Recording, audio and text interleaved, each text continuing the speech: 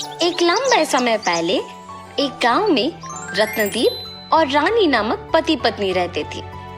रत्नदीप खुद के होटल में डोसा तैयार करके बेचता था। वो डोसा बनाता था और उसकी पत्नी सबको वो परोस के उनसे पैसे लेती थी। रत्नदीप सिर्फ स्वादिष्ट डोसा ही नहीं बनाता था, बल्कि उन्हें बहुत ही कम दाम पे बेचता था। इस कारण गांव के सारे लोग उसी के पास आके डोसा खरीद के खाते थे। वो एक अच्छा इंसान था और सबकी मदद करता था, लेकिन उसकी पत्नी लालची थी। उस गांव में उसके हाथ का अंडा डोसा बहुत प्रसिद्ध था, क्योंकि उसकी ही तरह और कोई अंडा डोसा नहीं बना पाता था। इतना ही नहीं, उस डोसा को कम दाम पे बेचने पर सभी वही आते थे। उसकी पत्नी को डोसा को कम दाम पे बेचना बिल्कुल अच्छा नहीं लगता था। इतना ही नहीं, गांव में कोई भी उसके पति की तरह डोसा नहीं बना पाएगा, इस बात का उसे बहुत गर्व था। एक दिन जब रत्नदीप डोसा बना रहा था, उसे कुछ दूरी में एक बूढ़ा आदमी बैठे हुए और कांपते हुए दिखाई देता है। अरे रे, दिखने में बहुत बूढ़ा है, पता नहीं कि उन्होंने कुछ खाया भी। ऐसे सोचकर उनके पास जाता है। भाई साहब, आप यहाँ क्या कर रहे हो? बेटा, चलने की ताकत नहीं होने के कारण यहाँ थोड़ी देर रुक के जाने के लिए बैठा हूँ। आपको देख के लग रहा है कि आपने शायद कुछ नहीं खाया। मेरे साथ आइए, बगल में ही मेरा होटल है, कुछ खा के जाइए। मगर मेरे पास पैसे नहीं है बेटा। पैसे देने की कोई जरूरत नहीं है, होटल मेरा ही है, आप बस मेरे साथ आओ। ऐसे कह के उस बूढ़े आदमी को उसके साथ अपने होटल लेके बिठाता है। वो गरम गरम डोसा बना के उसके पत्नी को उनको परोसने के लिए कहता है। उसकी पत्नी को वो करना अच्छा नहीं लगने के बावजूद उस बूढ़े आदमी को डोसा परोसती है। भूखा रहने के कारण वो बूढ़ा आदमी डोसा को जल्दी जल्दी खा लेता है। उस आदमी को ऐसे खाते हुए देख रत्नदीप उसके लिए पानी लेके आता है। मेरे भूखे पेट को तुमने भरा है, इसके बदले में मैं मेरे पास की छोटा सा तोहफा तुम्हें देना चाहता हूँ बेटा। आपको कुछ भी देने की कोई जरूरत नहीं है भाई साहब, मेरे खुशी के लिए तो स्वीकार करो बेटा। ऐसे बोल के वो बूढ़ा आदमी उनको डोसा बनाने के लिए एक तवा देके वहाँ से चला जाता है। उस आदमी के जाने के बाद उसकी पत्नी उसके पास आकर कहती है, क्यों जी, पहले तो आप सबको कम दाम में डोसा बेच रहे हैं और ऊपर से आप रास्ते में जाते हुए अनजान लोगों को बुला के उन्हें मुफ्त में खिला के भेज रहे हो। इससे क्या कोई लाभ है? ऐसे डोसा बनाने से हमारे पास कुछ नहीं बच रहा। अब हमारा इतना कठिन स्थिति भी नहीं है कि हमारे पास खाने के लिए भी कुछ नहीं है ना। जितना है उतने में दूसरों का सहायता करते हुए खुश रहना चाहिए। अपने पति के बातें सुनकर रानी गुस्से में वहां से चले जाती है। जितनी भी बार कहूँ इनसे, ये नहीं बदलेंगे, सबकी सहायता करते ही रहते हैं।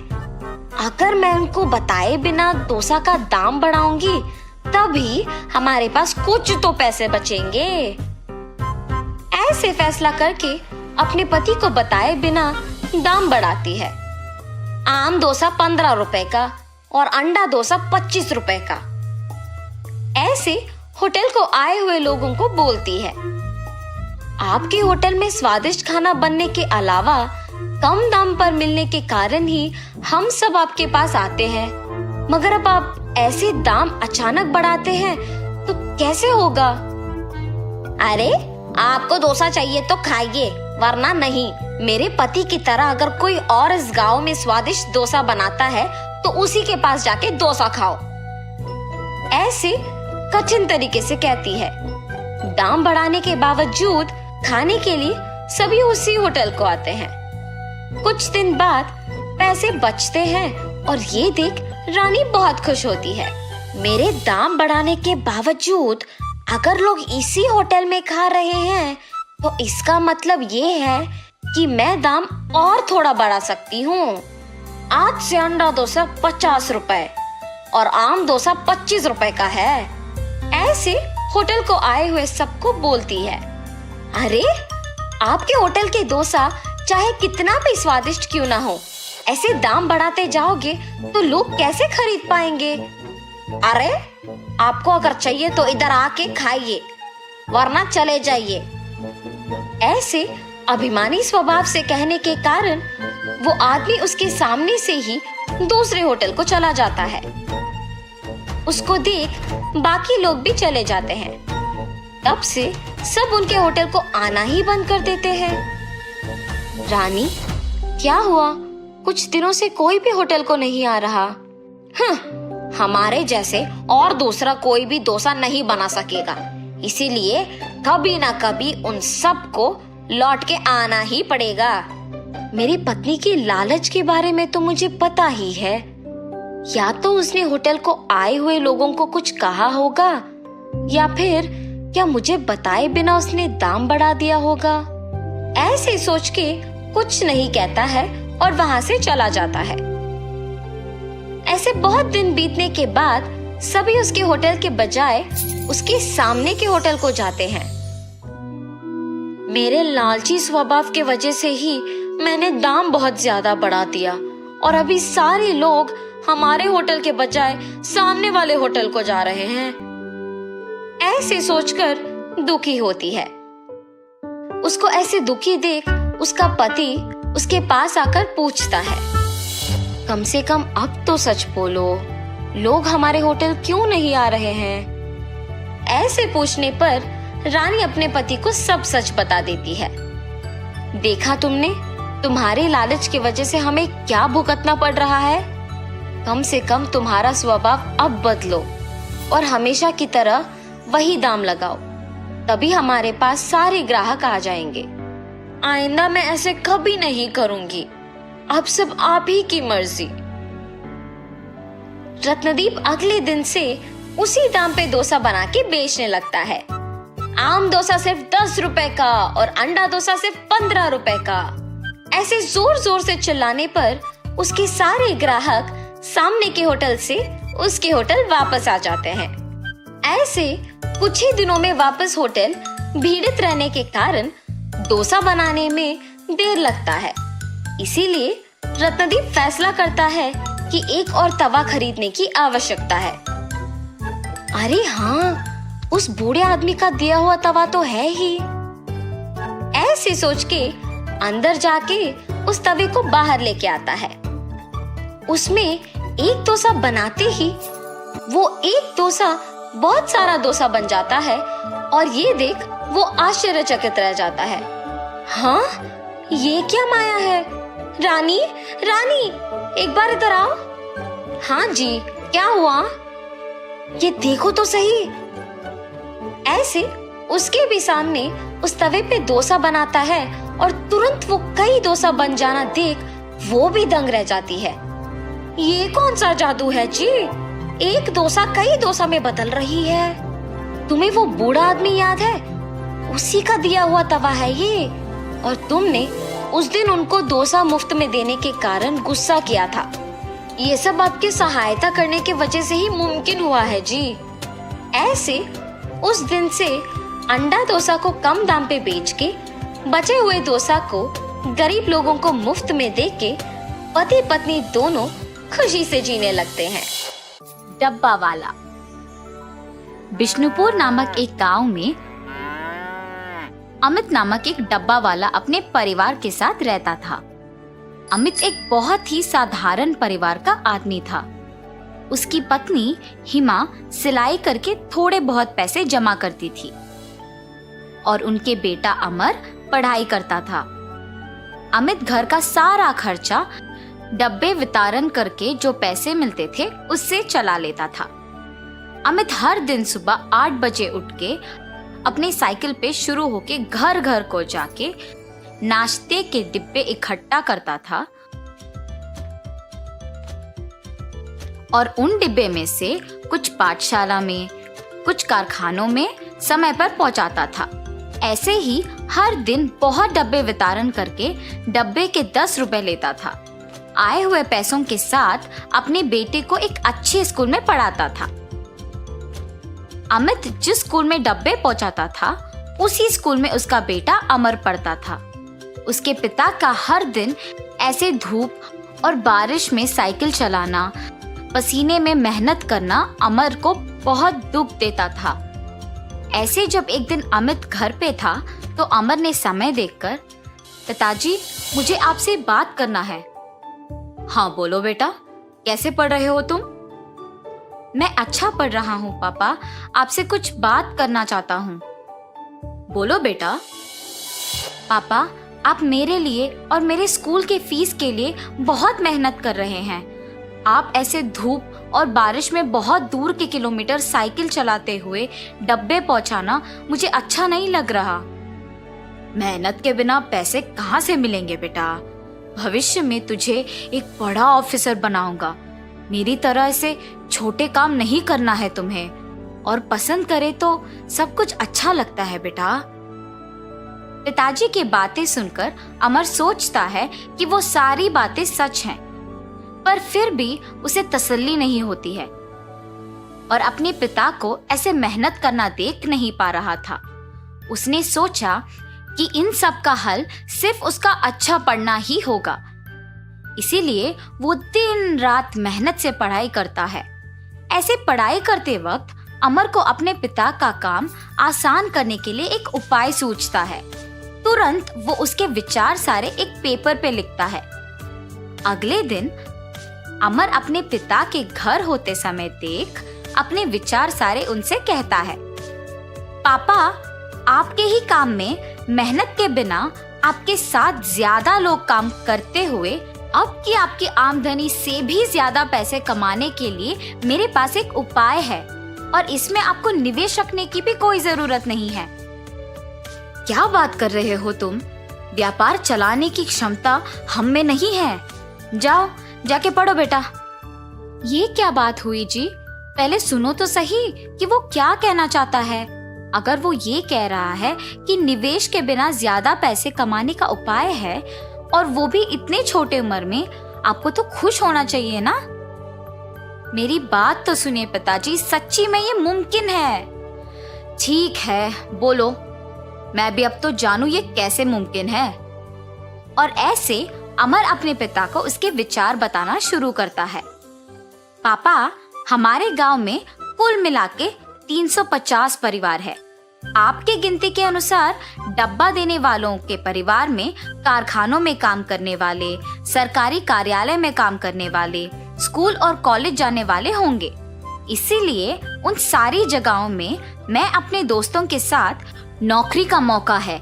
इच्छुक लोग आवेदन कर सकते हैं। निम्नलिखित पता पे आके अपना नाम और बाकी विवरण दे के नौकरी तुरंत शुरू कर सकते हैं। ऐसे पेपर में लिख के दीवारों पे चिपकाएंगे। उसके बाद जितने भी लोग आते हैं उन सबको यही काम समान रूप से विभाजित करेंगे। महीने के अंत में आए हुए पैसों में आधा हम उनको दे देंगे और आधा हम रख लेंगे। ठीक है, तुम्हारे गिनती तो मुझे समझ नहीं आ रहे, पर इसे हम ईमानदारी से कोशिश करेंगे। पढ़ाई का ज्ञान तुम्हारा है बेटा, और जिम्मेदारी का डर है मेरा। मैं ये नहीं कह रहा हूँ कि तुम्हारा सोच गलत है। तुम जाके तुम्हारे दोस्तों के साथ दीवारों पे नौकरी का अवसर के पेपर चिपकाओ। उसके बाद हम देखते हैं कि क्या करना है। ऐसे कहकर अमित वहां से चला जाता है। अपने पिता का दिया हुआ अवसर देख अमर अपने दोस्तों के साथ स्कूल, सरकारी कार्यालय, कारखाने, कॉलेज जैसे जगहों के बाहर उन पत्रिकों को चिपकाता है। और इतना ही नहीं, वहां पे लोगों को भी उसने बताया कि उसके पिता ने एक नया व्यापार शुरू किया और उसमें नौकरी का अवसर है। सभी को अमित के व्यक्तित्व के बारे में सालों से पता है, क्योंकि वे डब्बा वाले की तरह सालों से काम कर रहे हैं। तो इसीलिए गांव के लोग उसके पास काम करने के लिए सहमत होते हैं। नौकरी के बारे में विज्ञापन करने के कुछ ही दिनों में 60 लोग अमित के घर नौकरी के लिए आते हैं। आए हुए 60 लोगों को 5 अलग अलग भाग के जगहों के लिए विभाजन करते हैं। 12 लोग कारखानों के लिए, 12 सरकारी कार्यालय के लिए, 24 लोग स्कूल और कॉलेज के लिए और 12 को बाकी जगहों के लिए विभाजन करते हैं। इन सबको डब्बे इकट्ठा करके उन्हें उनके जगहों पे पहुंचाना था और सब काम पे लग जाते हैं उनके साइकिल पे। पहले महीने बाद डब्बा बेचने वाले परिवार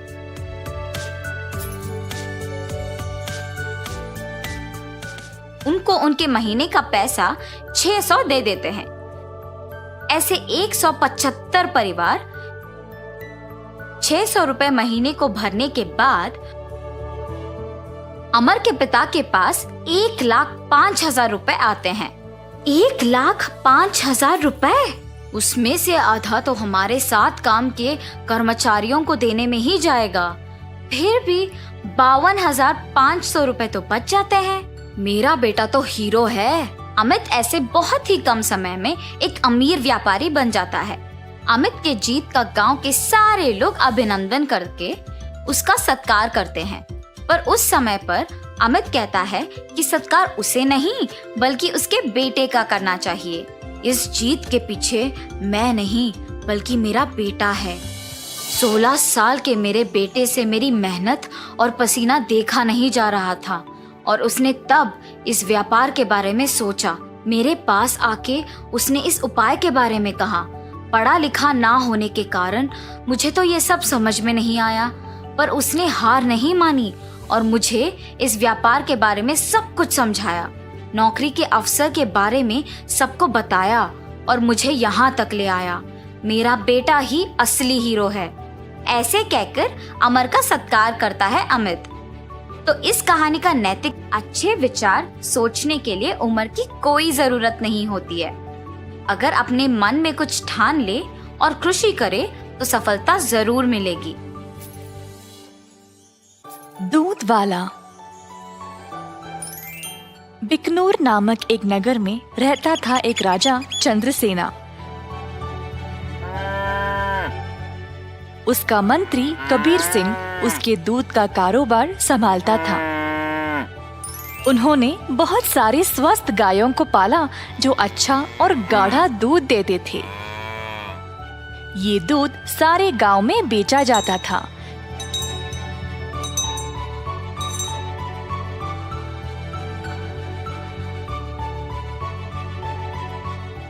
कबीर सिंह खुद सब कुछ संभालता था। कबीर सिंह की पीढ़ी भी महाराजा के लिए काम करते आ रहे थे और इस वजह से चंद्रसेना उसका बहुत आदर करते थे। कबीर सिंह ने भी राजा को कभी भी निराश नहीं किया। सारे गांव में उसका अच्छा नाम था। हर रोज कबीर सिंह खेत पर जाता था। उसने बहुत लोगों को काम पे रखा गायों की देखभाल के लिए, ताकि वे अच्छे से खाए और सेहतमंद रहे। गायों को घास चराने के लिए वह दिन में कम से कम 2 बार भेजता था।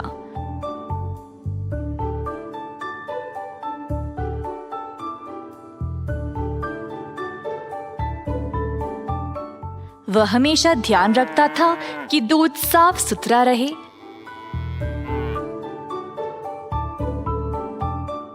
दूध निकालने के बाद वह 10 दूध वालों को देता था ताकि वह गांव में जाकर बेच दे।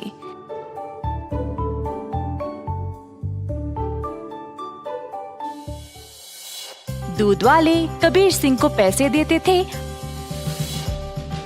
और कबीर जाकर चंद्रसेना को। चंद्रसेना ने देखा कि कैसे कबीर ईमानदारी से काम करता था और उस पे पूरा भरोसा रखा। महाराज कबीर के साथ अच्छा बर्ताव करते थे और कबीर राजा के बारे में भी अपने बहनों को बताया करता था। एक दिन जब कबीर घर वापस आया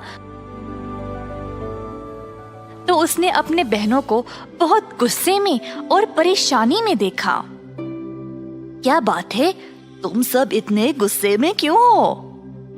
हम तीनों की उम्र हो गई है शादी के लिए, पर क्या फायदा, शादी के लिए पैसे ही नहीं है।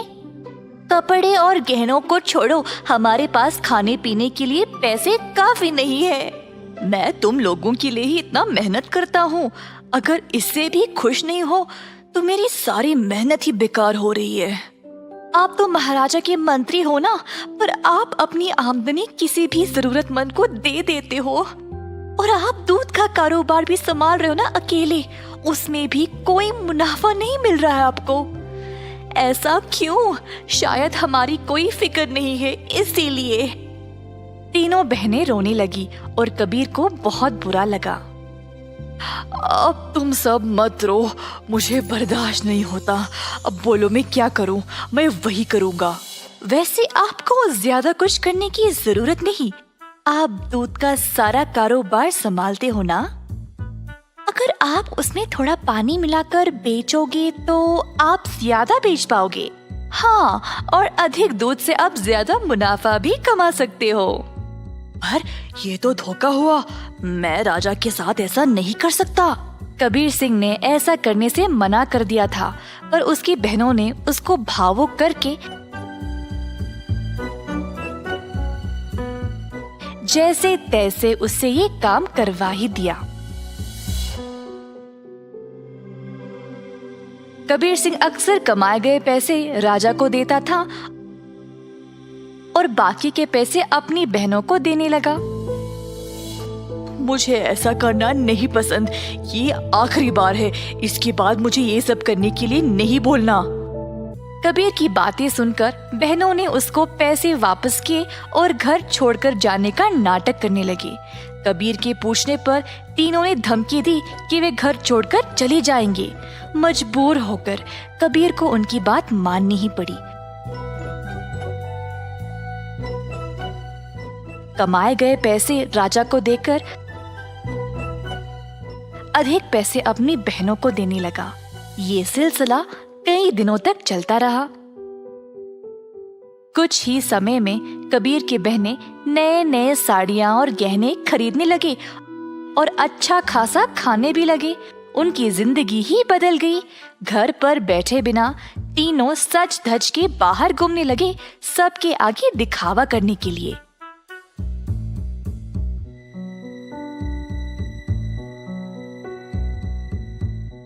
गांव के सारे लोग हैरान रह गए और आपस में बातें करने लगे।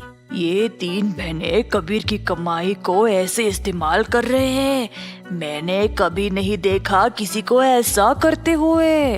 पर कबीर सिंह के पास इतने पैसे आए कहाँ से? सब लोग कबीर के बारे में बातें करने लगे और बाकी के मंत्री कबीर की कमाई पर ईर्ष्या करने लगे, तो इस बात पर जांच करना शुरू कर दिए। जल्द उनको सच पता चल गया कि वह दूध में पानी मिलाकर बेच रहा था। 70% राजा को देकर बाकी के 30% अपनी जेब में डाल रहा था। खेत के कारीगरों से मंत्रियों ने ये बात का पता लगाया। सारे मंत्री गए राजा के पास और उनको पूरा सच बता दिया। अब क्योंकि राजा को कबीर से बहुत लगाव था, उनको इस बात पर यकीन ही नहीं हुआ, पर उनके पास और कोई रास्ता नहीं था सिवाय कबीर को दंड देने का। तीनों बहनें आए कैद खाने अपने भाई को देखने के लिए और उनको बहुत बुरा लगा कि उनकी ही वजह से उनका भाई आज जेल में बंद पड़ा है।